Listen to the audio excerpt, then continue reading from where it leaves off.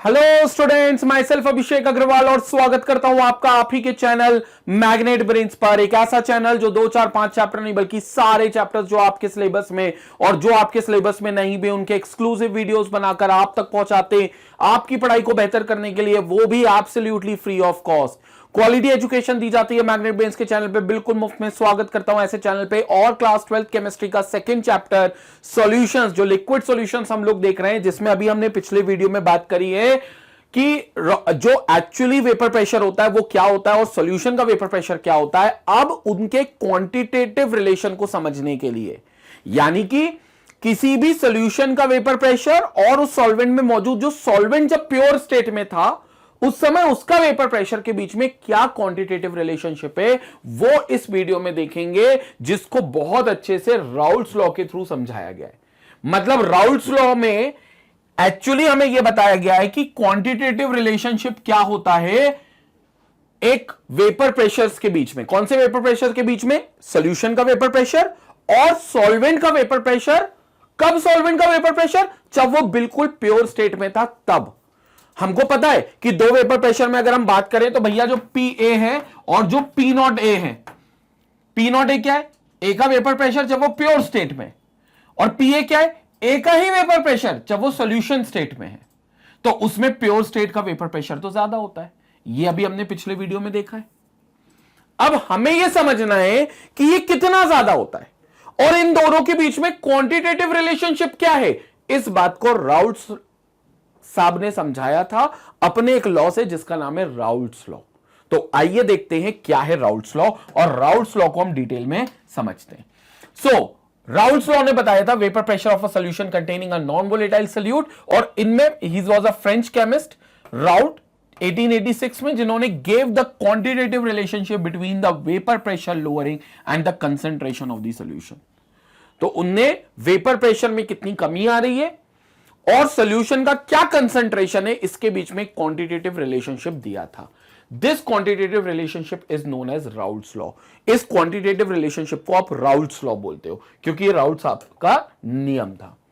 अब यह बात हमें पता है कि अगर कोई सॉल्यूट है जो कि नॉन वोलेटाइल है, तो फिर सॉल्वेंट मॉलिक्यूल का ही जो वेपर फेज में वेपर प्रेशर होगा वही कंट्रीब्यूट करेगा सिर्फ। मतलब सॉल्यूशन के अंदर जो वेपर प्रेशर का कंट्रीब्यूशन होगा वो सॉल्यूशन के अंदर सिर्फ सॉल्वेंट का वेपर प्रेशर ही कंट्रीब्यूट करेगा। क्यों? क्योंकि जो सॉल्यूट है वो तो आप डिसाइड कर चुके हो कि नॉन वोलेटाइल है। तो नॉन वोलेटाइल सॉल्यूट बोलेगा नहीं भैया, मैं खुद भी वेपर नहीं बना सकता और मैं किसी सॉल्वेंट को भी वेपर बनाने नहीं दूंगा। फिर इसके बाद thus the vapor pressure of a solution containing non-volatile solute is actually the vapor pressure of the solvent in the solution। इसलिए आप कहते हो जो सॉल्यूशन का वेपर प्रेशर है वो actually vapour pressure of solvent in the solution है। तो उसमें सिर्फ सॉल्वेंट कंट्रीब्यूट करेगा। जैसे सपोज करो मेरे पास ये कंटेनर है,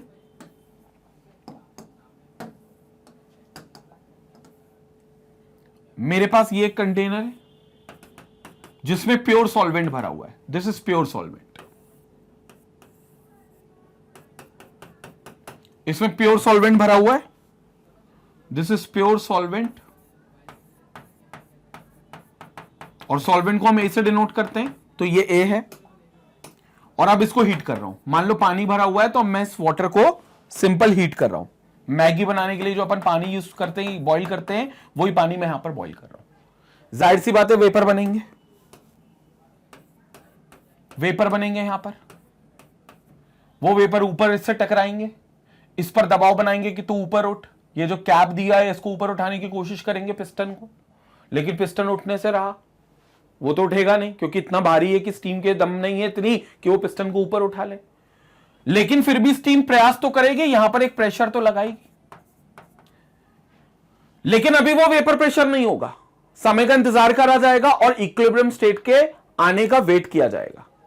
एक टाइम होगा जब जितने वेपर ऊपर जा रहे हैं उतने ही वेपर कंडेंस होकर नीचे भी आ रहे होंगे, और फिर रेट ऑफ इवेपोरेशन यानी कि रेट ऑफ वेपराइजेशन, वेपर बनने की रेट, और रेट ऑफ कंडेंसेशन, कंडेंस होने का रेट इक्वल होगा, जिस कंडीशन पर हम कहेंगे इक्विलिब्रियम आ गया। और अब उस इक्विलिब्रियम पर यहां पर जो दबाव लगेगा, जो प्रेशर लगेगा, उसको हम बोल देंगे वेपर के द्वारा लगने वाला प्रेशर, यानी कि वेपर प्रेशर। और यह वेपर प्रेशर की एक कांस्टेंट वैल्यू होगी, क्योंकि इक्विलिब्रियम पर वो एक कांस्टेंट वैल्यू दिखाएगा। तो इक्विलिब्रियम पर ये कांस्टेंट वैल्यू दिखाएगा और इसको हम इस वैल्यू से नापेंगे और इस वैल्यू से हमें मिलेगा पी नॉट ए। क्या है ये P not a? Vapour pressure of pure component A, pure अवस्था में ए है, ठीक है, और ये पी नॉट ए है। अब हमने क्या कहा, हमने एक छोटा सा कंटेनर और ले लेना है। ये क्या है सर? ये छोटा सा कंटेनर है क्योंकि इसमें कम मात्रा की चीज रखेंगे जिसको हम सॉल्यूट बोलेंगे। तो इसके अंदर सॉल्यूट भरा हुआ है जिसको हम बी से डिनोट करते हैं। इसको भी हम क्या करेंगे भैया, ढक्कन लगा देंगे ताकि कोई वेपर जो बने वो बाहर ना जाए। लेकिन वेपर बाहर जाना तो दूर, मेरे हिसाब से तो इसमें वेपर ही नहीं बनेगा। पूछो क्यों? क्योंकि ये जो सॉल्यूट है ये नॉन वोलेटाइल सॉल्यूट है। तो आप इसमें वेपर का इंतजार भी मत करना और बिल्कुल भी इंतजार मत करना कि यहां लगा हुआ प्रेशर मेजरिंग डिवाइस आपको कुछ वैल्यू देगा। यहां से जो वैल्यू आएगी वो पी नॉट बी की शून्य आएगी, क्योंकि ये नॉन वोलेटाइल है। मतलब ये ना खुद वेपर बना सकता है और ना ही ए के साथ जब मिलेगा तो उसको वेपर अच्छे से बनाने देगा, ठीक है। तो ये नॉन वोलेटाइल सॉल्यूट है। अब अपन एक काम करते हैं, एक बड़ा कंटेनर ले लेते हैं और इस बड़े कंटेनर में दोनों कंटेनरों को पलटा देते हैं। जब भैया दोनों कंटेनर को पलटाया तो ये आ गया ए और ये आ गया बी, ठीक है। अब ए आ गया और बी आ गया तो ये बन गया पूरा सॉल्यूशन। मतलब अब ये कहलाएगा सॉल्यूशन जिसके अंदर ए बी है और बी भी है, ए प्लस बी दोनों है। और अब अगर आप इसको हीट करोगे तो इसके भी वेपर बनेंगे जो सॉल्यूशन के वेपर माने जाएंगे। इसके भी वेपर बनेंगे जो सॉल्यूशन के वेपर माने जाएंगे और उनके द्वारा भी एक दबाव लगेगा जिसको आप पीटी बोल सकते हो। PT, that PT is nothing but total vapour pressure. तो आप उसको क्या बोल सकते हो? पीटी, जिसको टोटल वेपर प्रेशर होगा, जो सॉल्यूशन का वेपर प्रेशर प्लस जो सॉल्वेंट का वेपर प्रेशर प्लस सॉल्यूट के वेपर प्रेशर के सम के बराबर होना चाहिए, तब जाकर टोटल वेपर प्रेशर आएगा पीटी। और यहां पर अगर आप एक प्रेशर मेजरिंग डिवाइस लगाओगे तो उसमें उसकी वैल्यू आएगी पीटी की। यहां पर आपको पीटी की वैल्यू मिलेगी, इस पर आपको पीटी की वैल्यू मिलेगी। लेकिन सॉल्यूट ने तो पहले ही हाथ खड़े कर दिए थे। वो तो बोला था कि भैया मैं तो नॉन वोलेटाइल हूं, यानी कि मैं वेपर बना नहीं रहा हूं। तो जब मैं अकेला था तो भी नहीं बना रहा था और सॉल्यूशन के साथ आ गया तो भी नहीं बनाऊंगा। तो सॉल्यूट का जो वेपर प्रेशर है वो तो हो गया जीरो। तो फिर टोटल वेपर प्रेशर जो हो गया वो सिर्फ सॉल्वेंट के वेपर प्रेशर के बराबर हो गया। और टोटल वेपर प्रेशर मतलब वेपर प्रेशर ऑफ सॉल्यूशन। इसलिए मैंने लिखा है that the vapour pressure of solution will be equal to vapour pressure of solvent in solution. वो वेपर प्रेशर ऑफ सॉल्वेंट के बराबर होगा, लेकिन कौन से वेपर प्रेशर के? ये वाले वेपर प्रेशर के बराबर नहीं होगा। इस सॉल्यूशन में जो सॉल्वेंट वेपर प्रेशर दिखा रहा है उसके बराबर होगा। और इस सॉल्यूशन में वेपर सॉल्वेंट कौन सा वेपर प्रेशर दिखा रहा है? इस सॉल्यूशन में वेपर प्रेशर जो सॉल्वेंट के द्वारा दिखाई दे रहा है वो पीए दिखाई दे रहा है। पी नॉट ए नहीं दिखाई दे रहा, पीए दिखाई दे रहा है। ये पीए क्या है? Partial vapour pressure of component ए, यानी कि ऑफ सॉल्वेंट ए। तो ये पार्शियल वेपर प्रेशर है सॉल्वेंट ए का, पार्शियल वेपर प्रेशर है ए सॉल्वेंट का। पार्शियल है, just a part of the vapour pressure. कौन सा पार्ट? ये कंप्लीट था क्योंकि यहां पर ए पूरी तरीके से था, तो पूरी ताकत यहां पर थी, लेकिन इस पूरी ताकत का कुछ हिस्सा ही यहां लगा पा रहा है। क्यों? कुछ हिस्सा क्यों लगा रहा है? क्योंकि सॉल्यूट जो कि नॉन वोलेटाइल है वो खुद भी वेपर प्रेशर नहीं लगा रहा और ना ही ए को लगाने दे रहा है। तो वो ए को मना कर देगा कि भैया तेरे को भी वेपर प्रेशर नहीं लगाऊंगा। तो ए पूरी कोशिश में से कुछ हिस्सा ही वेपर प्रेशर का लगा पाएगा जो पीए होगा। यानी कि ये जो पीए है ये उस पी नॉट ए से छोटा है, ये पीए छोटा है। राउल साहब ने यही बताया था कि ये कितना छोटा होगा। इसी का क्वांटिटेटिव रिलेशनशिप दिया था कि पी ए और पी नॉट ए में एक्चुअली अंतर कितना होगा, और इस बात को राउल्ट्स लॉ से एक्सप्लेन किया गया है। लेकिन अभी फिलहाल हमारे सामने ये थ्योरी है। तो अल्टीमेटली वेपर प्रेशर जो सोल्यूशन का होगा वो vapour pressure of solvent in solution के बराबर होगा, अगर नॉन वोलेटाइल सोल्यूट ऐड होता है तो।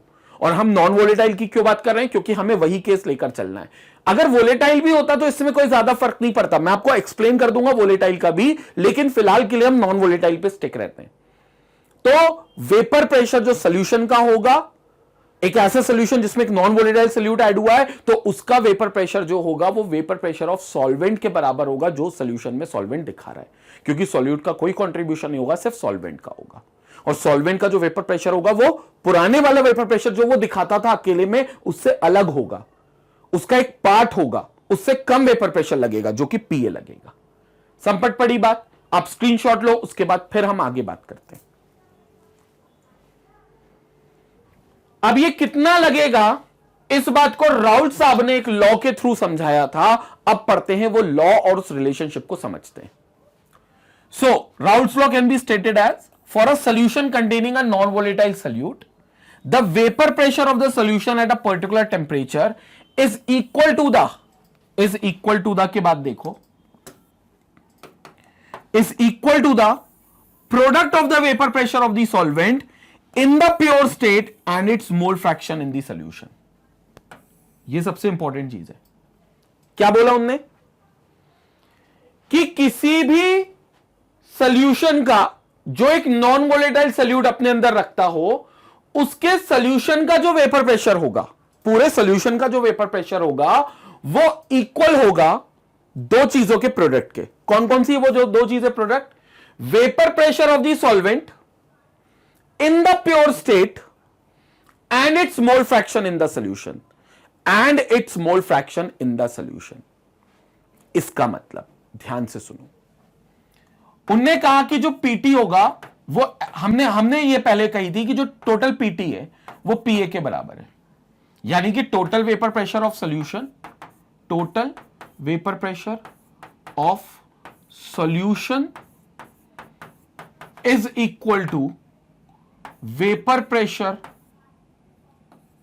Partial vapour pressure of solvent A, partial vapour pressure of solvent A. ये कब है, जब एक सॉल्यूशन जिसके पास नॉन वोलेटाइल सोल्यूट हो, for solution containing non volatile solute,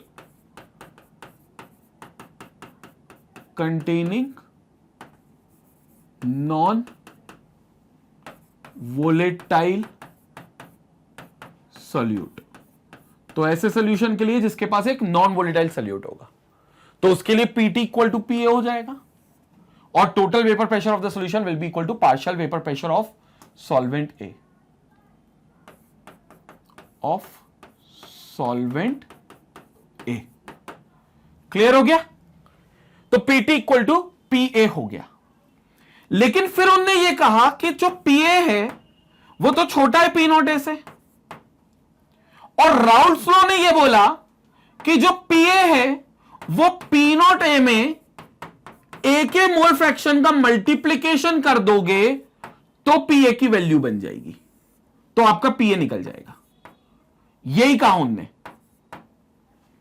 अब आप फिर से पढ़ो, the solution containing a non volatile solute, the vapour pressure of the solution, जो वेपर प्रेशर होगा सोल्यूशन का, यानी कि वो पीटी की बात कर रहे हैं, और मेरे लिए पीटी पीए के बराबर है क्योंकि वो सॉल्वेंट के पार्शियल वेपर प्रेशर के ही बराबर है। ये हम देख चुके हैं क्यों है, क्योंकि सॉल्यूट ने मना कर दिया कि वो वेपर प्रेशर नहीं बनाएगा, तो फिर सिर्फ सॉल्वेंट का जो वेपर प्रेशर होगा वही सोल्यूशन का वेपर प्रेशर होगा। और वो कह रहे हैं कि जो पीटी है वो किसके बराबर है, equal to the product of the vapour pressure of the solvent in the pure state. Pure state में सॉल्वेंट का जो वेपर प्रेशर है वो multiplied by its mole fraction in the solution, multiplied by A का mole fraction जो उसने solution में दिया है, कंट्रीब्यूट किया है, तो इनटू एक्स से। ये पीटी इसके बराबर है, और हमारे लिए पीटी पीए के बराबर है, तो पीए भी इसके बराबर हो गया। अब इस बात को समझो क्योंकि ये बहुत इंपॉर्टेंट चीज है। अगर PA is equal to P not A into X A है, तो इसका मतलब यह हो गया कि पार्शियल वेपर प्रेशर जो होगा वो ए के प्योर स्टेट के वेपर प्रेशर को जब आप उसके मोल फ्रैक्शन से मल्टीप्लाई करोगे, मोल फ्रैक्शन कहां पर, जो उसने अपना सॉल्यूशन में कंट्रीब्यूट किया है। जब सॉल्यूशन में हमने बनाया था, आपको याद हो, एक बड़ा सा कंटेनर हमने लिया था जिसमें सॉल्वेंट भी था और जिसमें सॉल्यूट भी था, जगह जगह पर कुछ सॉल्यूट भी था, और हमने इसको हीट करना स्टार्ट किया था तो टोटल वेपर प्रेशर आ गया था।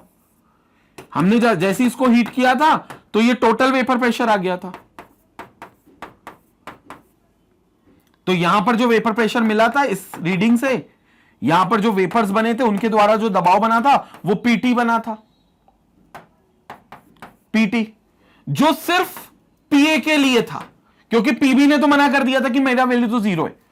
अब वो ये कह रहे हैं कि यहां पर जो सॉल्वेंट है उसका कंट्रीब्यूशन मोल फ्रैक्शन में जितना था, अगर हम उसके मल्टीप्लाई कर दें उसके प्योर स्टेट के वेपर प्रेशर को, तो ये पीए की वैल्यू मिल जाएगी। अब यहां पर मोल्स कितने होंगे, पहले अपन मोल्स देख लेते हैं। मान लो जो सॉल्वेंट है वो WB वेट का मिलाया, मैंने यहां पर WB वेट का मिलाया है, तो डिवाइड कर दूं उसको MB से, तो क्या आ गया, NB। बल्कि सॉल्वेंट है तो मुझको कहना चाहिए WA मिलाया है, क्योंकि सॉल्वेंट को हम A से डिनोट करते हैं। तो WA मिलाया है डिवाइडेड बाय MA कर दूं, मोलर मास ऑफ A, तो क्या आ गया, NA आ गया। वैसे ही मैंने इसमें मिलाया तो सॉल्यूट भी है, सॉल्यूट मान लो WB मिलाया है, उसको उसके MB से डिवाइड कर दूं तो उसका मोल्स आ जाएगा, यानी कि NB आ जाएगा। अब मुझको निकालना है मोल फ्रैक्शन, तो XA का मोल फ्रैक्शन कितना होगा, NA moles of A divided by total number of moles, that is NA plus NB। ये मोल फ्रैक्शन हमने देख चुके कैसे निकालते, 2-3 वीडियो पहले हमने मोल फ्रैक्शन देखा कि कैसे निकालते। तो ये मोल फ्रैक्शन XA, तो XA is equal to NA upon NA plus NB। अब आप यहां खुद सोचो बच्चों, अगर NA ज्यादा हुआ तो XA ज्यादा होगा, अगर NA ज्यादा हुआ तो XA ज्यादा होगा, और खुद सोचो NA कब ज्यादा होगा, जब वेट ऑफ A ज्यादा होगा, मतलब इसमें ज्यादा A मिला होगा। तो इसका मतलब यह हो गया कि इस XA को जब आप इसके प्योर स्टेट के वेपर प्रेशर से मल्टीप्लाई करोगे, प्योर स्टेट में वो कितना वेपर प्रेशर दिखा रहा था, P0A, तो P0A से जब आप इसको मल्टीप्लाई करोगे XA को, तो आपकी PA की वैल्यू आएगी।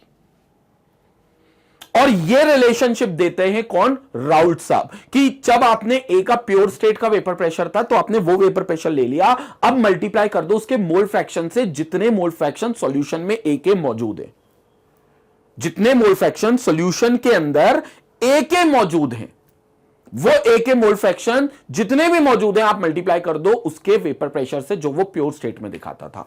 तो आपको उस समय सॉल्यूशन में वो कितना वेपर प्रेशर लगा रहा है वो निकल कर आ जाएगा, जो कि PA आएगा। ये वैल्यू उनने बताई हमको, PA is equal to P0A into XA। अब कई लोगों की खोपड़ी में ये बात चल रही होगी कि सर PA जो आपने कहा कि P0A से छोटा होगा, लेकिन सर यहां तो P0A में XA का मल्टीप्लाई कर रहे हैं तब PA बन रहा है। बिल्कुल सही बात, जब आप P0A में XA का मल्टीप्लाई कर रहे हो तो PA बन रहा है। तो फिर ये कैसे हो सकता है कि सर PA जो है वो छोटा है और P0A बड़ा है? बिल्कुल हो सकता है, अगर मैं कहूं बच्चों ये XA जो है ये 1 से छोटा होगा, तो मानते हो ना? अगर थोड़ी देर के लिए मान लो XA 1 से छोटा है, तो फिर 1 से छोटी वैल्यू अगर P0A में मल्टीप्लाई करोगे तो जो आंसर आएगा यानी कि PA, वो इस P0A से भी कम वैल्यू का आएगा। क्योंकि अगर मान लो P0A 10 है, थोड़ी देर के लिए मान लेते हैं, और XA मान लो 0.8 है, 1 से छोटा है, तो फिर ये आ गया आंसर 8, तो 8 आ गया PA। देखो ना 10 से छोटा आ रहा है। मान लो ये 10 है और ये 0.4 है, तो फिर ये आ गया 4, जो कि 10 से छोटा है। ये वैल्यू PA की हमेशा P0A से छोटी आएगी, क्योंकि XA 1 से छोटा है। सर आप ऐसे कैसे कह सकते हो XA 1 से छोटा है? अरे भैया XA mole fraction of A है, और मोल फ्रैक्शन तो हमेशा एक पर्टिकुलर कंपोनेंट का 1 से छोटा ही होगा, क्योंकि मोल फ्रैक्शन दो लोग जैसे A और B इसके अंदर मिले हुए हैं, इसके अंदर A और B मिले हुए हैं, तो XB कितना होगा, NB upon NA plus NB। B का भी तो मोल फ्रैक्शन कुछ होगा, और हम ये पढ़ चुके हैं कि XA प्लस XB अगर दो लोग हैं तो ये मिलकर 1 बनाते, ये मिलकर 1 बनाते। 3 लोग होते तो तीनों के मोल फ्रैक्शन मिलकर 1 बनाते। इसका मतलब यह हो गया कि इंडिविजुअल मोल फ्रैक्शन जो होगा वो तो 1 से छोटा ही होगा ना। तो इंडिविजुअल जो मोल फ्रैक्शन है वो 1 से हमेशा छोटा होगा, इसलिए पीए की वैल्यू हमेशा पी नॉट ए से कम होगी, हमेशा कम होगी, हमेशा, कभी ज्यादा नहीं हो सकती। तो पी ए हमेशा कम वैल्यू का होगा और पी नॉट ए ज्यादा होगा, क्योंकि एक्स ए जो कि मोल फ्रैक्शन है वो हमेशा 1 से छोटा होगा। हां, मैक्सिमम एक्स ए कितना हो सकता था? एक्स ए मैक्सिमम 1 हो सकता था, मतलब maximum X A could have the value equal to 1। Maximum at max X A could have value equal to 1। अब खुद सोचो, एक्स ए 1 है, मतलब इसका क्या है? अगर इसका मतलब एक्स ए अगर 1 है तो इसका मतलब यह हो गया कि एक्स भी 0 हो जाएगा, क्योंकि एक्स ए प्लस एक्स भी दोनों मिलकर 1 बना रहे हैं। तो इसका मतलब यह हो गया कि एक्स भी 0 हो गया। फिर अगर एक्स ए क्या है? 1 है, तो इसका मतलब पता है क्या है? कि एक्स भी 0 हो गया, मतलब इस सॉल्यूशन के अंदर एक्स भी 0 मतलब एन भी 0 है, बी के मोल्स ही नहीं है, और एन भी 0 है मतलब बी का वेट ही नहीं मिला है, डब्ल्यू भी 0 है, मतलब मिलावट हुई ही नहीं है। और अगर मिलावट नहीं हुई है तो बी नहीं मिला है, मतलब ये अभी सॉल्वेंट ही है, जिसको तुम सॉल्यूशन समझ रहे हो वो सॉल्वेंट ही है। अगर तुम कहते हो कि एक्स ए 1 है तो यानी कि उस कंडीशन पे एक्स भी 0 है। और रख लो अब एक्स ए इक्वल टू 1, रख लो इस इक्वेशन में एक्स ए इक्वल टू 1, तो P A will be equal to P not A into 1, that is equal to P not A. इसका मतलब पी ए और पी नॉट ए इक्वल हो जाएंगे, होने भी चाहिए। पी ए और पी नॉट ए बिल्कुल आपस में इक्वल हो जाएंगे, होने भी चाहिए। क्यों होने चाहिए? क्योंकि भैया पी ए और पी नॉट ए में कोई अंतर ही नहीं है, क्योंकि जो vapour pressure of pure solvent होगा वही P A partial vapour pressure भी होगा, क्योंकि वो पार्शियल वेपर प्रेशर सिर्फ कहने के लिए है, असल में तो वही प्योर वेपर प्रेशर है, क्योंकि अभी तक मिलावट आपने की नहीं है। अभी तक आपने मिलावट की नहीं है, तभी तो आपने एक्स से 1 रखा। क्योंकि एक्स से 1 कब रखा जाएगा? जब सिर्फ ए ही ए हो और बी बिल्कुल नहीं हो, क्योंकि एक्स भी फिर 0 होगा, क्योंकि मैक्सिमम दोनों मिलकर 1 बनाते हैं। तो फिर जो वेपर प्रेशर आपने प्योर स्टेट में सोचा था वही पार्शियल स्टेट के में भी आएगा, सेम आएगा, क्योंकि वो सिर्फ कह रहे हो आप पार्शियल स्टेट है, बट एक्चुअली पार्शियल स्टेट है ही नहीं, वो अभी भी पूरा सॉल्वेंट ही भरा हुआ है उसके अंदर। हां, आपने एक चुटकी हल्का सा भी, सिंदूर नहीं, नमक या कोई भी सॉल्यूट डाल दिया, एक चुटकी आपने कोई भी सॉल्यूट डाल दिया तो हल्की सी भी एक्स बी की वैल्यू बढ़ जाएगी, हल्की सी एक्स बी की वैल्यू बढ़ जाएगी, और फिर हल्की सी एक्स ए की वैल्यू 1 से कम हो जाएगी। तो फिर हल्का सा पी ए कम हो जाएगा और पी नॉट ए ज्यादा होगा। तो मैक्सिमम क्या हो सकता है कि पी ए और पी नॉट ए इक्वल हो सकते हैं, ये मैक्सिमम हो सकता है। और ये कब होगा? जब सॉल्वेंट ही सॉल्वेंट है, सॉल्यूशन बना ही नहीं अभी तक, लेकिन हल्का सा भी सॉल्यूट मिलाकर सॉल्यूशन अगर बना दिया तो फिर सॉल्वेंट का जो वेपर प्रेशर है वो अब कम हो जाएगा उस वैल्यू से जो वो अकेले प्योर स्टेट में दिखाता था उससे। और ये कितना कम होगा, ये बात इस रिलेशन से आती है, ये रिलेशन सबसे ज्यादा जरूरी है, P A is equal to P not A into X A. तो ये कब केस, किस केस में हो गया? ये P A equal to P not A into X A उस केस में हो गया जब हमने ए एक सॉल्वेंट लिया है और बी एक सॉल्यूट लिया है, और वो भी एक ऐसा सॉल्यूट जो कि नॉन वोलेटाइल सॉल्यूट है। कंसेप्ट क्लियर हो गया? तो अब आप क्या लिख सकते हो, जो total vapour pressure PT equal to PA बोलते थे, जो सॉल्वेंट के वेपर प्रेशर के दम पे ही चलता है, पार्शियल वेपर प्रेशर के दम पे, और अब राउल्ट्स ने बता दिया कि ये जो पार्शियल वेपर प्रेशर है ये प्योर कंपोनेंट एक के रिलेशन में कितना वेपर प्रेशर से चलता है वो ये बता दिया। तो अब आप पीटी की वैल्यू इसके इक्वल लिख सकते हो, वो लिख सकते हो आप, वो मैं लिख देता हूं बोर्ड इरेज करके, लेकिन पहले आप इसका एक बार स्क्रीनशॉट ले लो, जल्दी से स्क्रीनशॉट लो, फिर मैं वो फाइनल रिलेशनशिप भी इस पे लिखता हूं। आप स्क्रीनशॉट लो। तो बच्चों यहां पर हमने समझ लिया कि जो पीटी है वो पीए के बराबर है, और राउल्ट्स लॉ ने कह दिया, राउल्ट साहब ने कह दिया कि जो पीए होगा वो P not A into X A के बराबर होगा। तो हम ये भी लिख सकते हैं कि पीटी जो होगा वो P not A into X A के बराबर आएगा। क्लियर हो गया? यानी कि vapour pressure of solution, vapour pressure of solution, PT क्या है? Total vapour pressure of solution ही है, यानी कि total vapour pressure of solution is equal to total vapour pressure of solution is equal to vapour pressure of pure component A, vapour pressure of pure component A multiplied by mole fraction of A, multiplied by mole fraction of A, multiplied by mole fraction of A। ये formula आप याद रखना, ये total vapour pressure of solution है, क्योंकि total vapour pressure जो है वो ए के वेपर पार्शियल वेपर प्रेशर के बराबर है, और ए का partial vapour pressure P not A into X A के बराबर है, यानी कि vapour pressure of pure component A into mole fraction के बराबर है। क्लियर हो गई बात? क्लियर हो गई? तो ये चीज आप लिख सकते हो सॉल्यूशन के लिए भी, लेकिन ये सारी बातें किसके लिए हैं? For a solution containing non volatile solute, for a solution containing non volatile solute.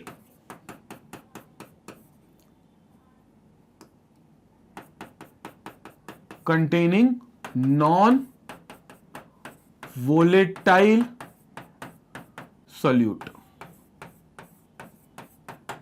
Clear हो गया? अब लेकिन एक चीज और है कि मन में आ रहा होगा सर बार बार नॉन वोलेटाइल आ रहा है, वोलेटाइल आ गया तो कुछ नहीं होगा, वोलेटाइल आ गया तो मैं बता देता हूं ज्यादा से ज्यादा क्या हो सकता है। हालांकि वो सिलेबस का पार्ट नहीं है, बट फिर भी मैं बता देता हूं अगर वोलेटाइल सॉल्यूट भी आता है तो क्या हो सकता है। उससे पहले लेकिन आप ये चीज को स्क्रीनशॉट ले लो, जो चीज आप लिखना चाहते हो वो लिख लो, क्योंकि नॉन वोलेटाइल का केस यहां खत्म हो चुका है। और फाइनल एक्सप्रेशन आपका PT equal to P A आप बोलते ही हो, और P A equal to P not A into X से बोलते हो, तो फिर PT will be equal to P not A into X से हो जाएगा। ठीक है, यहां पीटी कई बुक्स में पीएसपी लिखा है, तो पीएस और पीटी में कंफ्यूज मत होना। मैं एस को अवॉइड करता हूं क्योंकि एस वो पीएस लिखा है तो वो वेपर प्रेशर ऑफ सॉल्यूशन ही बोल रहे हैं, लेकिन एस से तो सॉल्यूट भी स्टार्ट होता है और सॉल्वेंट भी स्टार्ट होता है, इसलिए कंफ्यूजन ना हो, इसलिए मैं पीटी बोल रहा हूं, यानी कि टोटल वेपर प्रेशर बोल रहा हूं, और टोटल मतलब सॉल्यूशन की ही बात कर रहे हैं। क्लियर हो गया? आप स्क्रीनशॉट लो, फिर हम आगे बात करते हैं। स्क्रीनशॉट लो।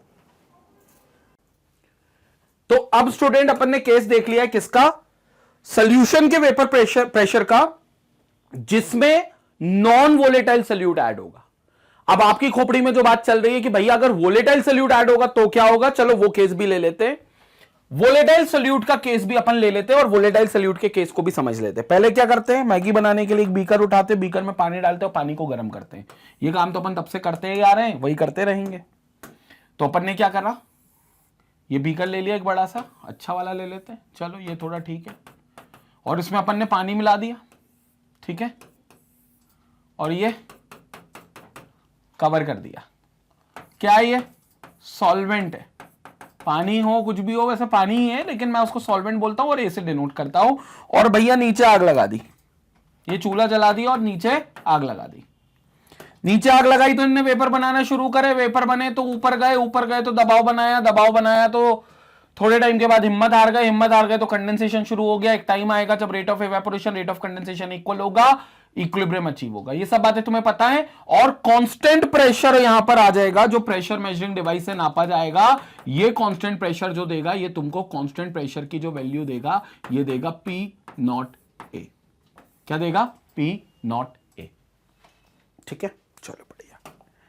अब अपन ने क्या लिया, एक छोटू सा कंटेनर और लिया। छोटू सा कंटेनर किसके लिए? छोटी चीजों के लिए। छोटी चीजें बोले तो कम मात्रा की चीजें।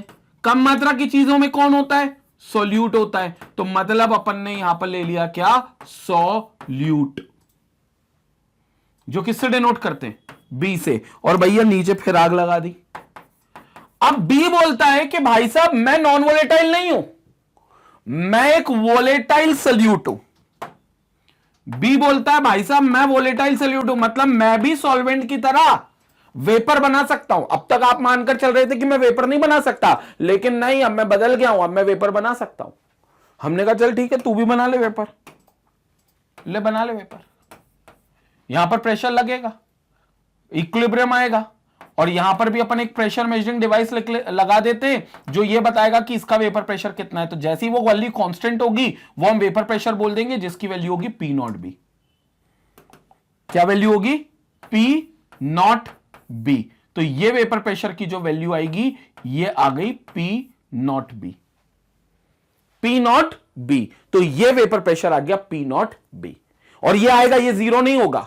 अब ये कोई ना कोई वैल्यू जरूर देगा, क्योंकि ये आपका वेपर प्रेशर जो है इसकी कोई वैल्यू है, क्योंकि ये वोलेटाइल सॉल्यूट है, और ये पी नॉट बी होगा। और P not B same, PB और पी नॉट बी में आप कंपेयर करोगे बाद में, तो पी नॉट बी ज्यादा निकलेगा और पीबी कम निकलेगा। मतलब आप वो बी के साथ भी कर सकते थे। अभी तक बी के केस हमने लिए नहीं थे, क्योंकि हमने बी नॉन वोलेटाइल सॉल्यूट माना था। ठीक है, अब लेकिन उसकी बात कर रहे हैं। अब क्या करें, अब इन दोनों कंटेनर को उठा दें और मिक्स करके एक बड़े कंटेनर में डाल दें।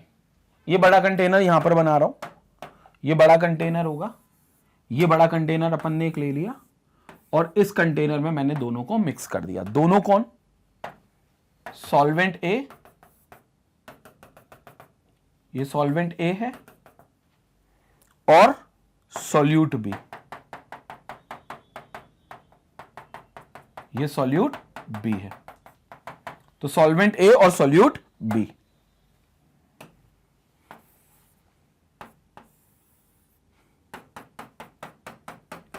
क्लियर हो गया। अब इसको भी आपने हीट करा।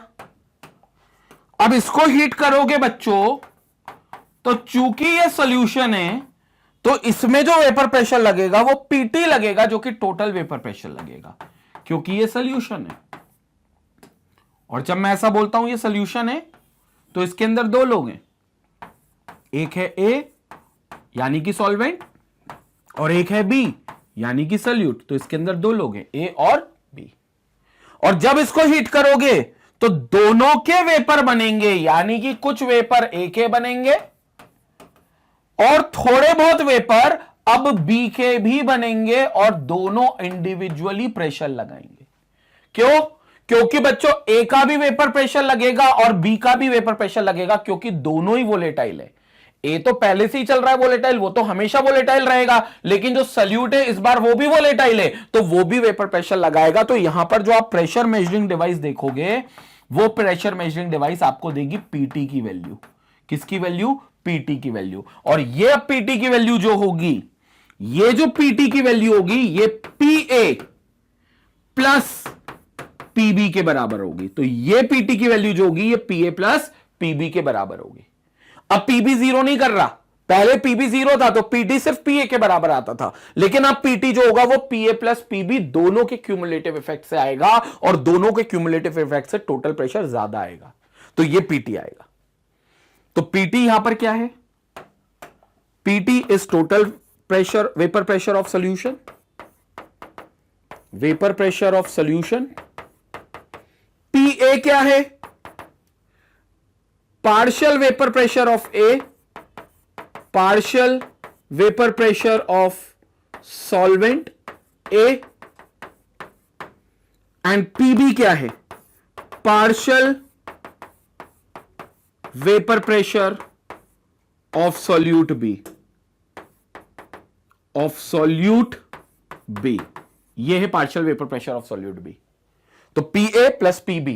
P A partial vapour, partial मतलब एक पार्ट, वो पी नॉट बी नहीं है, जस्ट पार्ट, उस पी नॉट बी का एक पार्ट है, क्योंकि ए जो है अब वो बी को भी रोकेगा, और जो बी है वो अब ए को भी रोकेगा। तो ए की जो अकेले में जो क्षमता थी और बी की जो अकेले में जो वेपर प्रेशर बनाने की क्षमता थी, अब वो बदल जाएंगी और पीए और पीबी की वैल्यू बन जाएंगी, जो पीए और पीबी पी नॉट ए और पी नॉट बी से रिस्पेक्टिवली कम होंगे। क्योंकि जब ए थे तो ये तो पता ही है सारे मॉलिक्यूल्स ए के थे सरफेस पे, इसके सरफेस पे सारे मॉलिक्यूल्स ए के नहीं है, कुछ बी के भी आ गए, तो ए का वेपर प्रेशर कम होगा। सिमिलरली बी का जो वेपर प्रेशर था उस समय सारे सरफेस पे मॉलिक्यूल बी के थे जब बी अकेला था, लेकिन जब बी ए के साथ आ गया तो सरफेस पर सारे मॉलिक्यूल अब बी के नहीं रहे, अब ए के भी आ गए, तो पीबी की वैल्यू भी इस पी नॉट बी से कम हो जाएगी। और अंतर कुछ नहीं है, फॉर्मूला वही है जो पीए का फॉर्मूला था। तुमने पीए का फॉर्मूला क्या पढ़ा है मुझसे? पीए का फॉर्मूला तुमने पढ़ा है P not A into X से, और पीबी का फॉर्मूला भी क्या होगा? P not B into X B, same होगा। बस ये इसका पी नॉट बी इंटू इसके एक्स बी के मल्टीप्लाई प्रोडक्ट के बराबर होगा। मतलब जो पीबी होगा वो P not B into X B के बराबर होगा, क्योंकि पी नॉट बी क्या है? Vapour pressure of pure solvent B, pure solute B multiplied by its mole fraction. तो तो यहां पर जो पी नॉट बी है इंटू एक्स बी आप करोगे तब आपको पी बी मिलेगा। तो याद रखना, मतलब मैं फिर से लिख देता हूं इसको सही से, पी ए तो आपको पता ही है राउल्ट्स लॉ के हिसाब से P not A into X A होता है, वैसे ही पी बी भी P not B into X B होगा। यह होगा P B which is equal to P not B into X B. Pure vapour pressure of solute B into its mole fraction, वो mole fraction जो इस solution में dissolve है, क्योंकि इसमें ए के भी मोल फ्रैक्शन है जो कि एक्स ए है और बी के भी मोल फ्रैक्शन है जो कि एक्स बी है। दोनों के मोल फ्रैक्शन होंगे इसके अंदर, तो वो दोनों के मोल फ्रैक्शन से आपको एक्स बी का मोल फ्रैक्शन से आपको पी बी निकलेगा और एक्स ए यानी कि ए के मोल फ्रैक्शन से आपको पी ए निकलेगा, क्योंकि ये पी ए और पी बी दोनों कम वैल्यू होंगी pure state P not A और pure state P not B की वैल्यू से। क्लियर हो गया? रीजन सब में सेम है। जो बात आप सॉल्वेंट को लेकर कर रहे थे, अब वो बात आप सॉल्यूट को लेकर भी कर सकते हो। अब पूरे सॉल्यूशन का वेपर प्रेशर क्या होगा? मिल गया हमको पूरे सॉल्यूशन का वेपर प्रेशर, क्योंकि PT equal to P A plus PB कह रहे हो, तो पीटी फिर इक्वल टू क्या हो जाएगा? PT will be equal to P not A into X A, ये हो गया पी ए जो कि ये पी ए था, प्लस पीबी, तो पीबी किसके बराबर है? P not B into X B, तो P not B into X B के बराबर है। तो ये आपका पीटी आ गया, ये आ गया आपका पीटी। क्लियर हो गया? सो ये आपका पीटी आ गया। This is total vapour pressure. तो ये आपका पीटी आ गया which is equal to P not A into X A plus P not B into X B, और पीटी पूरे सोल्यूशन का वेपर प्रेशर है। तो पूरे सोल्यूशन का अगर वेपर प्रेशर लिखेंगे, और ये सारी बातें किसके लिए? For a solution containing volatile solute. तो मैं लिख देता हूं ये सारी बातें किसके लिए? फॉर अ सोल्यूशन कंटेनिंग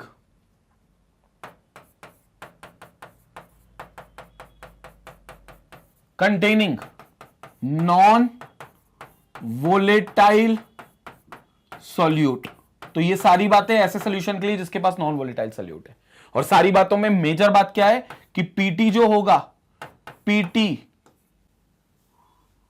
वो इक्वल होगा P not A into X A plus P not B into X B के। ये पीटी का फॉर्मूला आएगा। क्लियर हो गया? तो ये चीज बहुत इंपॉर्टेंट है, इस चीज को आपको समझना है। Finally P A plus PB आप बोल सकते हो, बट आप पी ए और पीबी के फॉर्मूले भी जानते हो राउल्ट्स लॉ के हिसाब से, तो वो आप ये बात भी लिख सकते हो। क्लियर हो गया सबको? जल्दी से इसका स्क्रीनशॉट लेंगे और फिर हम इस वीडियो को कंक्लूड करेंगे। स्क्रीनशॉट लीजिए आप। तो ये था स्टूडेंट हमारा आज का कंटेंट, जिसमें हमने बात करी कि वेपर प्रेशर और राउल्ट्स लॉ के हिसाब से वेपर प्रेशर की क्या वैल्यू होती है, क्या उनके फॉर्मूले होते हैं। हमने दोनों केस में वेपर प्रेशर ऑफ सॉल्यूशन का वेपर प्रेशर वैल्यू निकाली है, लेकिन सॉल्यूशन के जो वेपर प्रेशर हमने निकाले वो दो सिनेरियो में निकाले। एक में जब ऐसा सॉल्यूट में लाया था जो वेपर नहीं बना सकता था, यानी कि नॉन वोलेटाइल सॉल्यूट, और वही हमारे सिलेबस में भी है। लेकिन फिर हमने एक एक्स्ट्रा चीज पढ़ी है जो कि आउट ऑफ द सिलेबस भी है, जिसमें ऐसे सॉल्यूट को ऐड किया जो कि एक नॉन वोलेटाइल जो कि एक वोलेटाइल नेचर का था। मतलब सॉल्यूट जो था वो एक वोलेटाइल नेचर, यानी कि वो खुद भी वेपर बना सकता था। और इन दोनों ही केस में हमने इस वीडियो में ये देखा कि क्या वेपर प्रेशर ऑफ सॉल्यूशन होता है और क्या राउल्ट्स लॉ होता है। अल्टीमेटली राउल्ट्स लॉ बस यही कहता है कि जो vapour pressure, partial vapour pressure होता है किसी भी कंपोनेंट का सॉल्यूशन के अंदर जो मौजूद है, वो इक्वल होता है किसके? Vapour pressure of that particular component in its pure state, यानी कि उसी कंपोनेंट का वेपर प्रेशर जब वो प्योर स्टेट में था, मल्टीप्लाइड बाय उसका मोल फ्रैक्शन जो सॉल्यूशन में इन्वॉल्व है, मल्टीप्लाइड बाय उसका मोल फ्रैक्शन जो सॉल्यूशन में इन्वॉल्व है। क्लियर हो गई बात? तो ये था हमारा वीडियो, और ऐसे ही बेहतरीन वीडियोस के लिए आप magnetbrains.com पर जा सकते हैं, जहां पर आपको क्लास 4 से लेकर क्लास 12 तक के हर चैप्टर, हर सब्जेक्ट के इन डेप्थ एनालिसिस के साथ वीडियोस मिलेंगे, जो एक्सक्लूसिवली आपकी पढ़ाई को बेहतर बनाने के लिए आपको, आपके लिए प्रोवाइड किए गए हैं। आपको करना क्या है? magnetbrains.com पर जाकर इन्हें एक्सेस करना है और इनसे जुड़े हुए नोट्स को भी डाउनलोड करना है। Thank you for watching us. Stay connected, stay educated, take care.